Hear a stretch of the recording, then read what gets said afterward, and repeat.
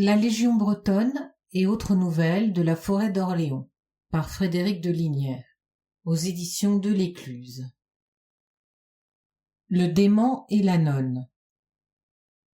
Il est au cœur d'une forêt secrète un château qui tombe en ruine. Nul n'y vient plus depuis la fin de la Seconde Guerre mondiale. Les lieux sont envahis par le lierre, les orties, les armoises et les ronces. Et les noms s'effacent sur les 2 pierres tombales où reposent, dans le petit cimetière privé, 2 êtres qui, jadis, furent jeunes et s'aimèrent en ces lieux. Apolline était totalement dépaysée quand elle arriva au château. Elle avait quitté quelques jours auparavant son village des Côtes du Nord, après que les lois de séparation de l'Église et de l'État l'eurent chassée du couvent où elle aurait dû prononcer ses vœux. Elle fut encore plus désorientée quand on lui présenta le malade qu'elle aurait à garder. On lui avait toujours parlé d'un enfant. Or, Ghislain de Rotrièvre était un homme d'environ 25 ans.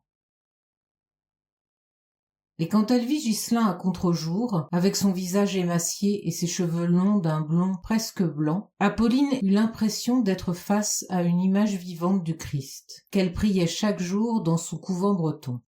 La jeune fille eut du mal à dissimuler au couple de domestiques qui les accueillaient, elle et son oncle, en les observant avec curiosité, sa surprise et son trouble. Il était tard. La jeune fille avait fait un long chemin, et à peine eut-elle fini de dîner avec les 2 domestiques qu'elle demanda à se retirer. Elle occupait la chambre voisine de celle de Ghislain, et elle l'entendait qui remuait et qui marmonnait de l'autre côté du mur.